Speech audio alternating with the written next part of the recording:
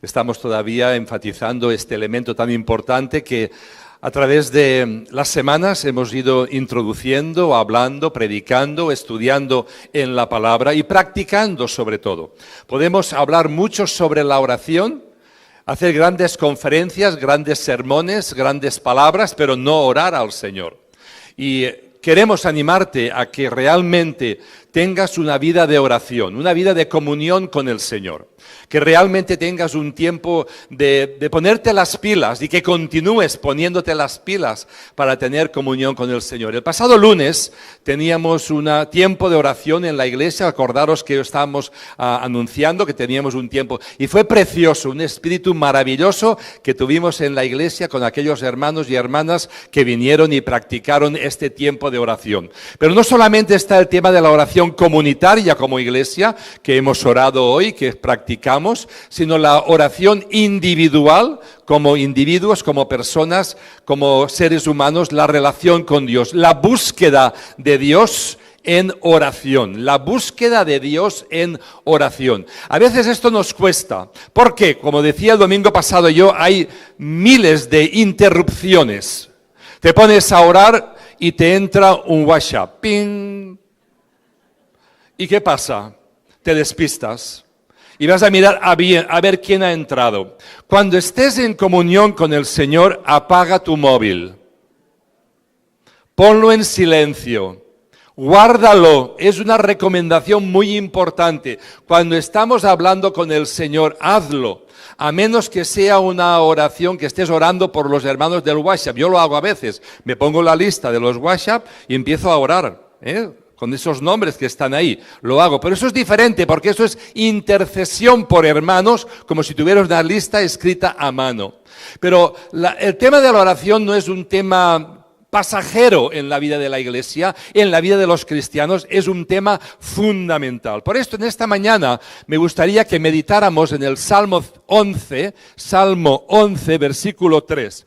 Estas palabras me han conmovido en esta semana y quiero compartirlas con vosotros y predicar acerca de ellas. Salmo 11, versículo 3. Y dice el salmista David una frase muy importante: si fuesen destruidos los fundamentos, si fuesen destruidos los cimientos, ¿qué ha de hacer el justo?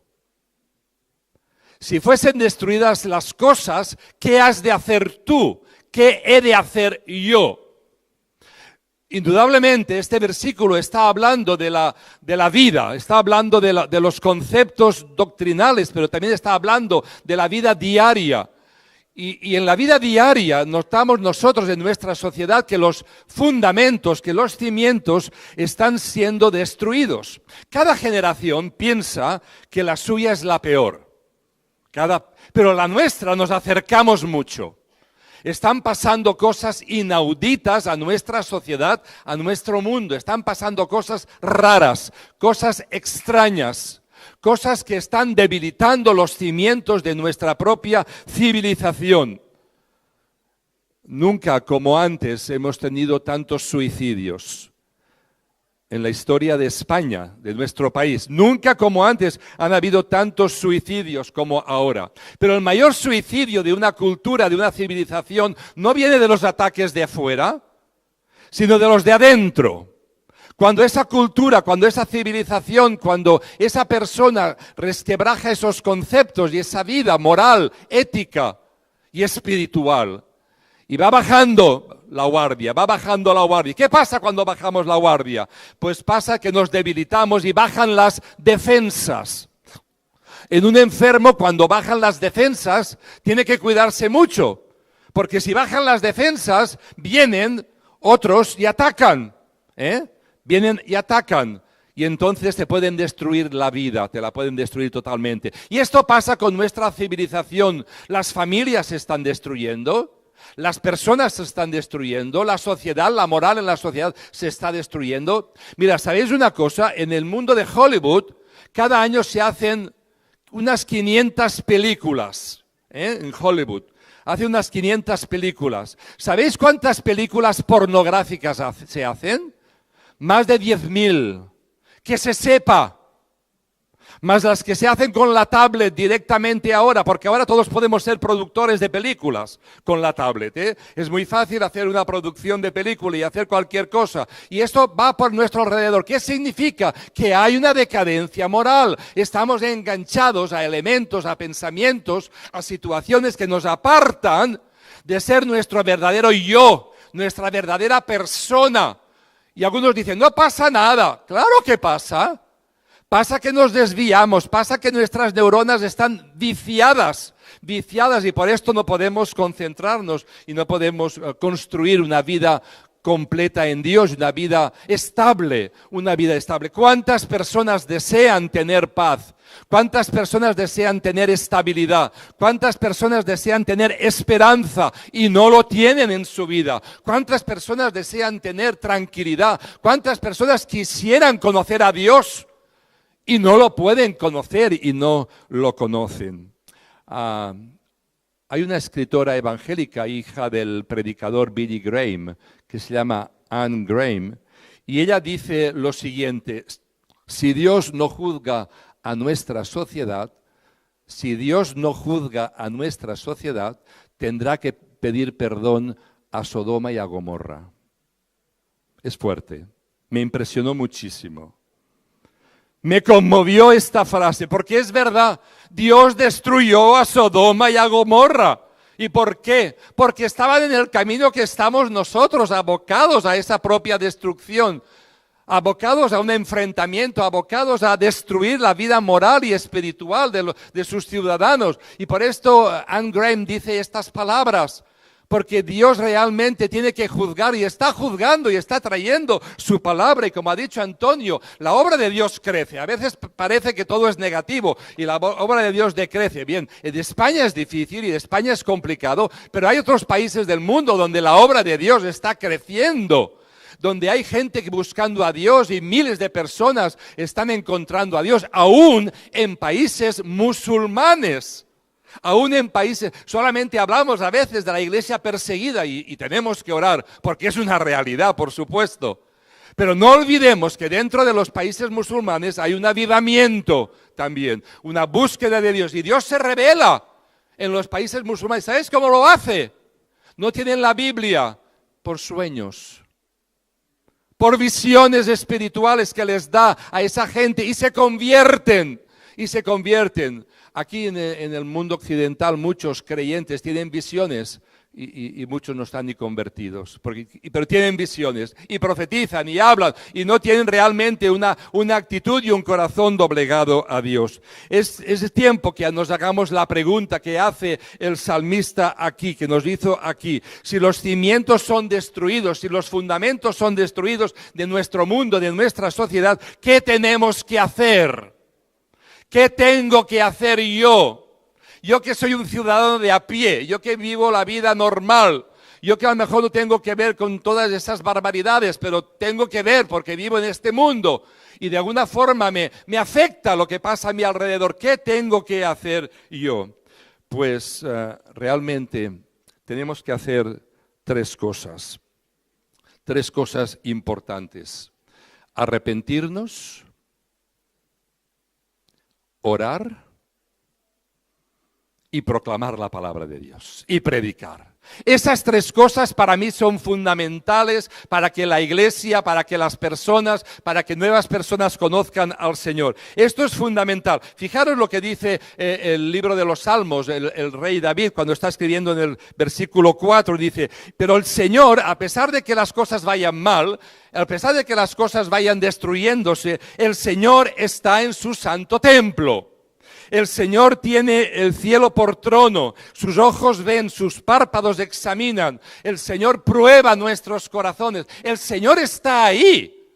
El Señor es eterno, el eterno Dios está ahí trabajando, y aunque nosotros nos sintamos derribados, nos sintamos frustrados, nos sintamos apartados, pero hay esperanza, y en esta mañana quiero decírtelo.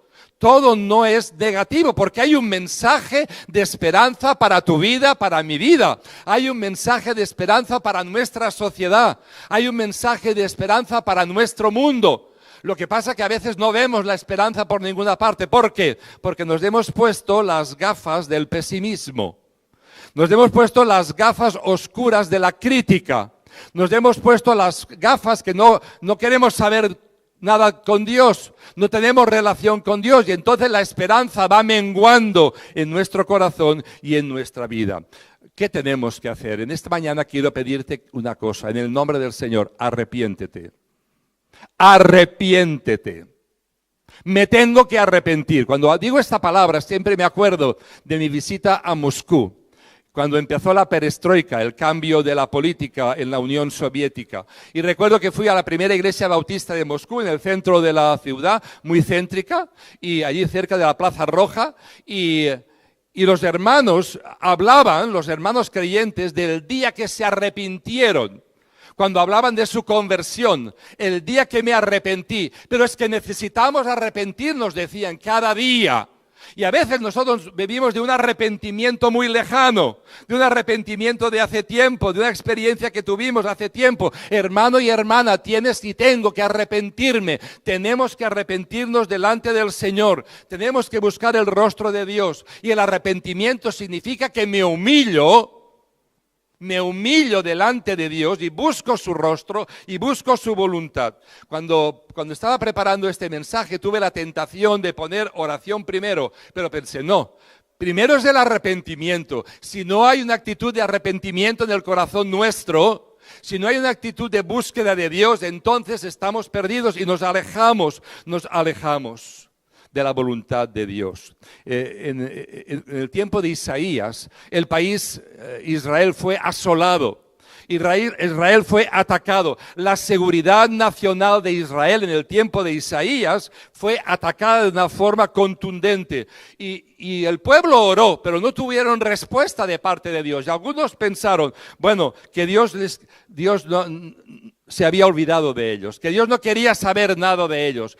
Otros pensaron, Dios está sordo, Dios no me escucha, Dios está tan lejos en su trono que no me escucha. Pero Isaías respondió, sí, Dios escucha, pero Dios no contesta porque hay rebelión en vuestra mente, en vuestras vidas. Hay rebelión en vosotros. Mientras más busquemos a Dios, menos rebelión habrá en nosotros. Y uno de los pecados que tenemos los seres humanos es la rebelión. Nos rebelamos. El ego crece en nosotros, el ego va aumentando en nosotros y hay una actitud de rebelión contra Dios, contra los demás, contra las circunstancias, contra personas, hay rebelión en nuestro corazón. Por esto Isaías dice, no, tenéis que arrepentiros y buscar el rostro de Dios y la cercanía de Dios. Y cuanto más nos arrepentimos y más buscamos a Dios, el Señor más nos confronta con nuestra propia realidad y con nuestra propia vida. Hubo muchos ejemplos en la Biblia en cuanto a arrepentimiento y a confesión. Daniel oró. El profeta Daniel. Daniel era una de las personas mejores que hubo. Pocos defectos, tenía defectos, era humano. La Biblia dice que no hay justo ni aun uno. Pero Daniel, esa persona tan especial, y fijaros lo que dijo, hemos pecado, hemos cometido iniquidad, hemos hecho impíamente, hemos sido rebeldes, nos hemos apartado de tus mandamientos y tus ordenanzas, lo dice en el capítulo 9, versículo 5. Y él se incluye dentro de ese hemos, no dice han. La iglesia ha pecado. A veces oigo gente en la iglesia, no en esta, en otras iglesias, que dicen, la iglesia no está en santidad. La iglesia ha pecado, como si ellos no tuvieran nada que ver con esa iglesia. Pecamos todos. Todos tenemos que todos somos cómplices de esa realidad. Por lo tanto, tenemos que arrepentirnos. Y Daniel nos inspira a que nos arrepintamos. David también. David fue un hombre de acuerdo al corazón de Dios. Todos sabemos la vida de David. Todos sabemos las calamidades que cometió. Pero era un hombre de acuerdo al corazón de Dios. Porque aunque resbaló, buscó a Dios. Y el Salmo 51 dice, ten piedad de mí. Ten piedad de mí conforme a tu misericordia. Conforme a la multitud de tus bondades, borra mis rebeliones, ten piedad de mí. ¿Cuántas veces dices al Señor, ten piedad de mí, Señor? Señor, quiero buscarte, pero ten misericordia de mí, porque no puedo tener comunión contigo, porque a veces hay pecados que nos interrumpen la comunión directa con el Señor. Isaías, cuando estaba en el templo santo, vio al Señor sublime, dice, y excelso, y dijo: ay de mí que soy muerto, porque siendo hombre inmundo de labios y habitando en medio de un pueblo que tiene labios inmundos, han visto mis ojos al Rey. Él se consideró, y era el profeta Isaías, inmundo, se consideró inmundo delante de Dios. Y Pablo, ¿qué dijo Pablo de sí mismo? Pues dijo eso, que él no era digno, de recibir lo que había recibido, y que él era pecador, y que él estaba en esa lista de pecadores, claro que sí, pero él buscaba el rostro de Dios y se arrepentía. Por esto Pablo es un ejemplo, y todos los ejemplos bíblicos que tenemos. Dice el libro de Hebreos, ese capítulo tan hermoso que conocemos, el capítulo 12, versículo 1, despojémonos.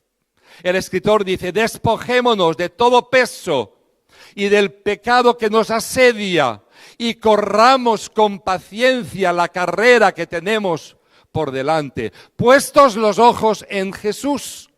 Despojémonos de ese peso, despojémonos de lo que nos está oprimiendo. ¿Y qué es lo que te oprime? ¿Qué es lo que me oprime? Nos oprime el orgullo, nos oprime la crítica, nos oprime también la codicia, nos oprime el chisme, nos oprime la mentira, nos oprimen los celos, nos oprimen las adicciones, nos oprimen cosas, y vamos acumulando en nuestra vida esas cosas que nos oprimen. Por esto debemos de arrepentirnos.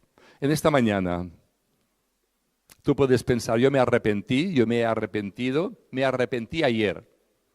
Arrepiéntete hoy, en este día, arrepiéntete, busca el rostro del Señor hoy, ponte delante del Señor hoy, y te darás cuenta, si tú oras al Señor con sinceridad, que Él te mostrará dónde está el fallo de tu vida, dónde está mi fallo, dónde está la negligencia, dónde está el agujero, dónde está ese fracaso, dónde está esa situación. Pídele al Señor que te muestre, y el Señor lo mostrará. Porque si no andamos con esa actitud, entonces no podemos construir los muros, entonces no podemos reedificar los cimientos. Entonces, ¿qué podemos hacer? Lo que debemos de hacer en primer lugar es arrepentirnos. En segundo lugar, debemos de orar.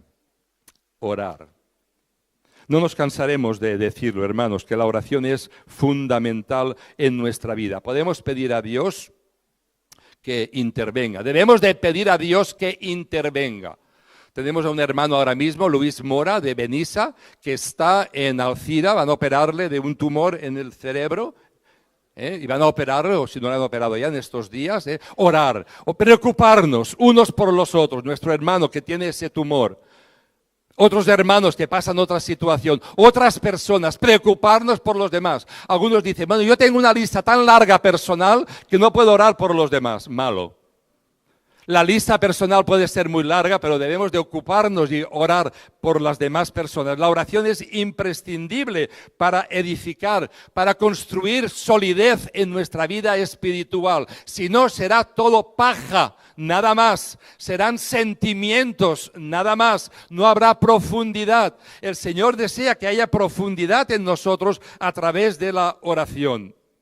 Dice el Salmo 66, versículo 18, si en mi corazón hubiese yo mirado a la iniquidad, el Señor no me habría escuchado. Es decir, si me hubiese quedado solamente con mis pecados, el Señor no me habría escuchado, pero yo tengo que arrepentirme.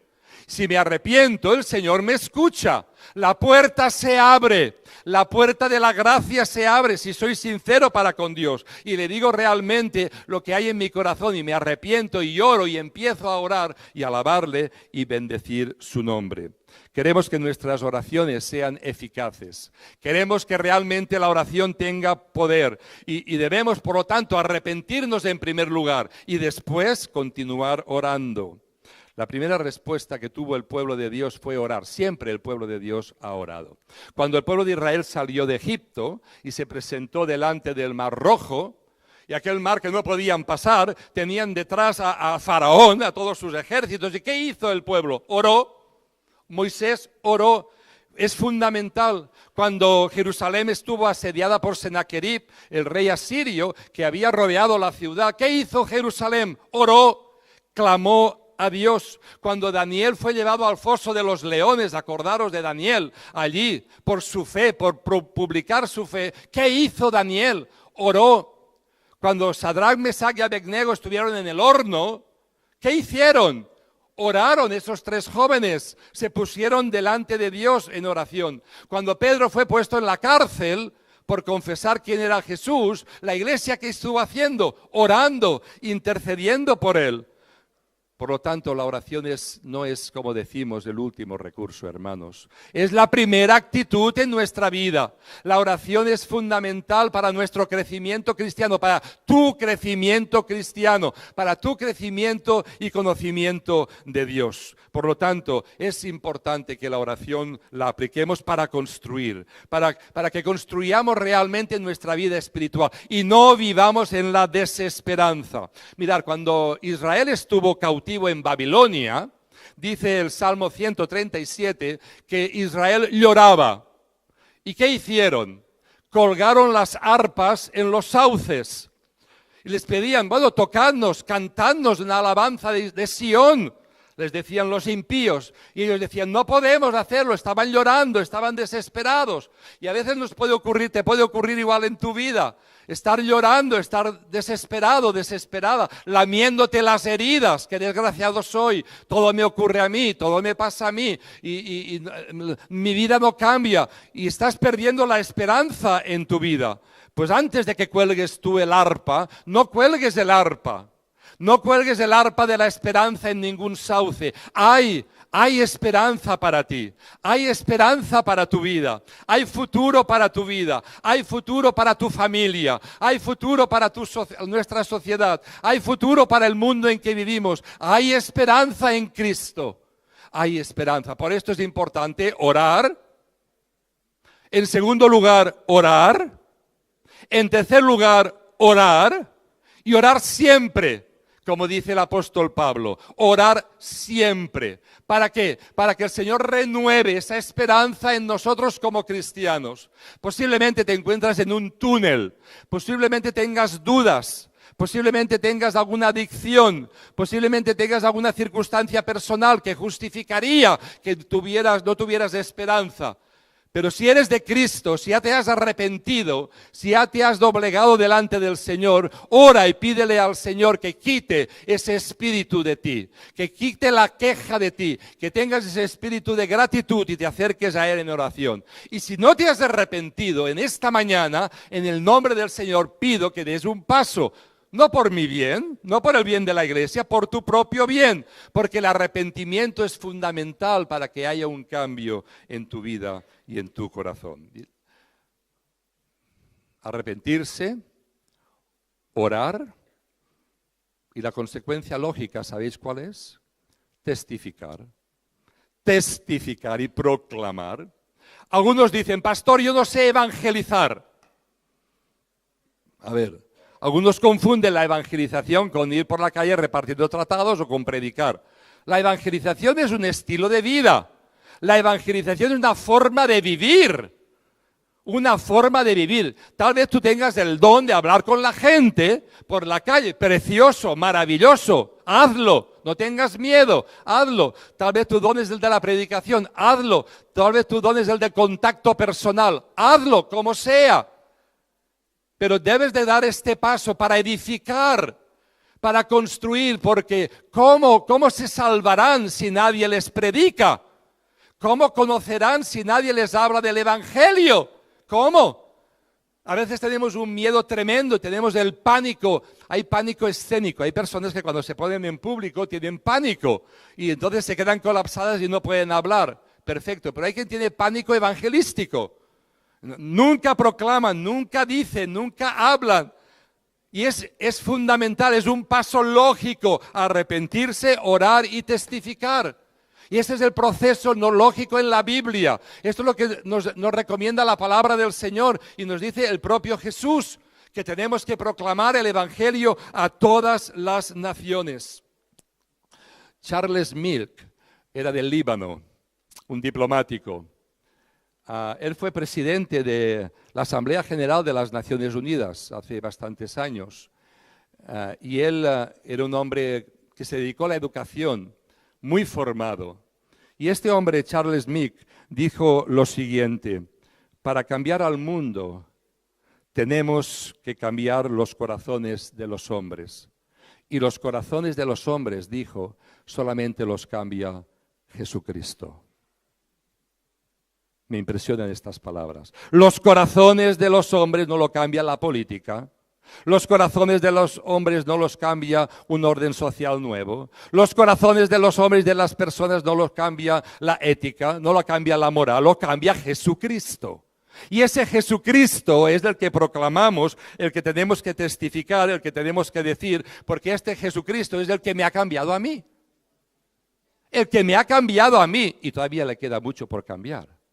Pero está ahí trabajando, el que te ha cambiado a ti. Ese Jesucristo es el que nos ha dado vida eterna. Este Jesucristo es el que nos ha dado dirección, ha dado sentido, ha dado salvación, ha dado redención. Ese Jesucristo es el que está con nosotros y tenemos que proclamarlo y decirlo. La persona de Jesucristo. No tengamos miedo de compartir la persona de Jesucristo. Él quiere salvar a nuestra sociedad. Él quiere poner fundamentos y cimientos a nuestro mundo. Él quiere que la gente tenga cimientos estables y sólidos. Y Él, a través de su palabra, a través de su evangelio, así lo dice. Cuando leemos el libro de Mateo, el Evangelio de Mateo, los primeros capítulos, son capítulos fundamentales de forma de vivir cristiana, de forma de actuar cristiana, de acuerdo al corazón de Dios, de acuerdo al corazón de Jesucristo. Nikita Khrushchev fue uno de los secretarios generales del Partido Comunista de la Unión Soviética y presidente del país. Era un hombre muy fuerte, muy duro. Y él Nikita Khrushchev visitó la ONU, visitó Washington y hizo una rueda de prensa allí en Washington. Y entonces él estaba hablando de su país, de lo que la Unión Soviética era en aquel momento. Era un imperio grande. Y en ese momento de tanta rivalidad con los Estados Unidos, ahí había muchísima tensión. Y Nikita Khrushchev entonces empezó a hablar en esa rueda de prensa de lo grande que había sido su país, de lo que él había hecho y que él había sido colaborador de Stalin. Stalin llegó un momento que aniquilaba 40.000 personas, las quitaba de en medio, porque pensaban diferente a él. Los del Gulag y todo esto que mandaban a Siberia y los mataban. Y Nikita Khrushchev estaba allí, entonces hubo la rueda de prensa y al final de la rueda de prensa dijo, bueno, preguntadme. Y alguien levantó la mano y dijo, yo quiero preguntar algo. ¿Dónde estaba usted, que era tan amigo de Stalin, cuando él mataba a todas esas personas? Y entonces se creó un silencio sepulcral. Y entonces él contestó, ¿quién ha hecho esa pregunta? Él tenía un carácter fuerte. Y entonces insistió, ¿quién ha hecho esa pregunta? Y allí nadie contestó. Volvió a preguntar, ¿quién ha hecho esa pregunta? Y nadie contestó. Y él respondió, eso es lo que hice yo, callar. Cuando Stalin estaba matando, yo callaba. Por lo tanto, soy cómplice de eso. ¿Cuántos cristianos callamos? ¿Cuántos cristianos ante la evidencia de cosas callamos? Y no proclamamos el amor, el perdón, la misericordia de Dios. ¿Cuántos cristianos callamos y no ayudamos a la gente a quitarse el peso del pecado que les asedia? ¿Cuántos cristianos tienen vergüenza de decir soy cristiano? Soy cristiano, pero la palabra de Dios dice, pero no me avergüenzo del Evangelio. No tengo que tener vergüenza del Evangelio porque el Evangelio es poder de Dios para salvación. Cuando en España estábamos perseguidos los protestantes, nosotros, cuando la policía venía a nuestra casa, cuando nuestros nombres eran fichados por la policía, muchos cristianos callaban, tenían miedo. Recuerdo cuando hice el servicio militar, y estaba el acto de jura de bandera, la bandera española, y ese acto de jura de bandera, que era un acto militar, estaba relacionado con una misa católica. Y yo le dije a mi capitán, yo no voy a arrodillarme. Si usted me puede obligar a ir a misa, yo iré a la misa, pero yo no me arrodillaré delante de la hostia, no lo voy a hacer. Y él me dijo, ¿cómo me vas a hacer esto? Me voy a quedar de pie. en un batallón de 3.000 personas, que ese día nosotros jurábamos bandera. Y había otros cristianos evangélicos conmigo. Y aquellos callaron, lo recuerdo perfectamente, callaron, se camuflaron. Y entonces quisieron arreglarlo para que yo no me quedara de pie allí delante de todos. Dijeron, bueno, cuando venga la misa tú te sales. No sé si fue peor el remedio o la enfermedad. Porque yo me salí de la fila y todo el mundo, ¿qué te pasa? ¿Estás enfermo? ¿Estás mareado? Y tal. Pues no, soy protestante, no voy a estar ahí. Pero la gente que se camuflaba, no confesaban. Y en un momento de necesidad, hermanos, tenemos que dar la cara por el Evangelio. En un momento de circunstancias difíciles, y hoy no hay una persecución política, pero hay una persecución ideológica. La hay. Contra nuestras creencias, contra los fundamentos de la fe, contra la manera que pensamos. No tengamos miedo de proclamar la verdad de Cristo. Eso no quiere decir que seamos agresivos, ni que insultemos a nadie, ni mucho menos, pero que confesemos quién es el Señor. No te quedes callado, no seas cómplice de eso, sino que proclamemos. ¿Por qué? Porque es la manera de que los cimientos se derrumben y se edifiquen nuevos cimientos. Se están derrumbando, pero se edifiquen nuevos cimientos en el Señor, porque la fe en Cristo, la fe en el Señor cambiará nuestra sociedad, cambiará la gente que hay a nuestro alrededor. Había un profesor del seminario de Southwestern en Fort Worth, Jim Denison, y él tenía una clase, él ya no está de profesor allí, pero hasta hace poco ha estado, y entonces Jim tenía una clase donde les pidió a sus estudiantes del seminario que compartieran experiencias difíciles y cómo se habían sobrepuesto a estas experiencias, cómo habían vencido estas situaciones difíciles. Y cada uno estaba contando sus experiencias. Y al final un chico dijo, bueno, yo quiero hablar, yo quiero contar mi experiencia difícil. Se llamaba Walter. Y Walter dije, bueno, yo en un año perdí a mi esposa. El mismo año perdí a un hijo, el mismo año perdí a mi segundo hijo, el mismo año perdí a mi tercer hijo.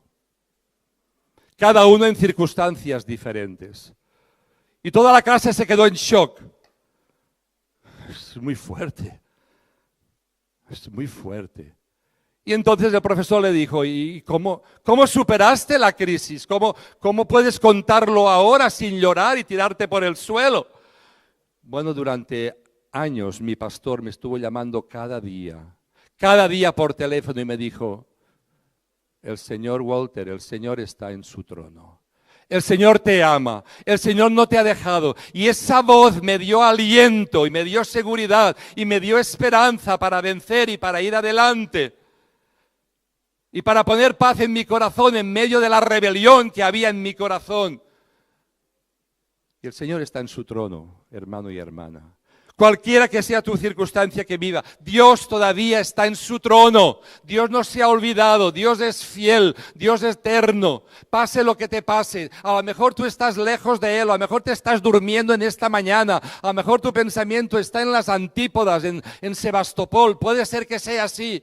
Pero Dios está en su trono y en el nombre de Cristo te digo que tú respondas al Señor y edifiques tu vida, la edifiques y no te calles y no estés pasivo, porque no hay cristianos pasivos, no los hay. Los cristianos tenemos que ser activos, siempre activos, arrepintiéndonos, orando al Señor y testificando y proclamando quién es el Señor. Él es la única esperanza. Él es la única esperanza para tu vida. Tal vez tu familia te habías apropiado y pensabas que tu familia te iba a ayudar y no te está ayudando. Tal vez el trabajo pensabas que te habían de ayudar y no te está ayudando. Tal vez habías puesto tu esperanza en la iglesia y no estás recibiendo lo que habías pensado que recibirías. Estamos desenfocados. Es Cristo, Cristo y solamente Cristo. La esperanza del mundo, la esperanza para tu vida, la esperanza para tu matrimonio, la esperanza para tu familia, la esperanza para esta sociedad. Es solamente Cristo y en Él. Y no podemos apartarnos de Él. Por lo tanto, hermanos, continúa orando, continúa arrepintiéndote y proclamando. No seas un cristiano mudo, un cristiano que se calla. Confiésalo y dilo al Señor. Pero aquí hay una trampa del enemigo. ¿Y sabes cuál es la trampa del enemigo? Que te dice, tú no eres perfecto. Tú no eres perfecto, cállate. Tú tienes pecados también, cállate. Tú tienes algo que esconder, cállate. Y te lo dice y te lo crees. Y es verdad que no eres perfecto. Es verdad que puedes tener pecados. Es verdad que puedes tener pecados escondidos. Pero vence eso. Tienes que vencer ese miedo y ese temor en el nombre de Jesús de Nazaret. Y proclama su palabra. Deseo que el Señor os bendiga. Deseo que continuemos poniendo nuestras pilas en oración. Y en esta mañana hay una actitud de arrepentimiento en tu corazón. Ahora, al finalizar, nuestros hermanos consejeros están allí en la esquina. Hay un lugar de oración para ti. Puedes pasar. Abre tu corazón a Cristo. Abre tu vida. Dile, no te entiendo, no sé nada, pero si estás por ahí, respóndeme, Señor. Díselo sinceramente, díselo. Porque el Señor dice, clama a mí y yo te responderé. Entrega tu vida a Cristo. Entrega tu vida. Reconcíliate con el Señor. Si estás apartado, reconcíliate con el Señor. Pero sobre todo, fija tus ojos en Cristo. Mientras cantamos este cántico, fija tus ojos en Cristo, pasa a orar. El rincón de oración, el lugar, nuestros consejeros están allí, esperándote para orar contigo, para ayudarte en tu crecimiento. Pasa a orar. Pongamos nuestra mirada en el Señor. Pongámonos en pie y cantemos, fija tus ojos en Cristo.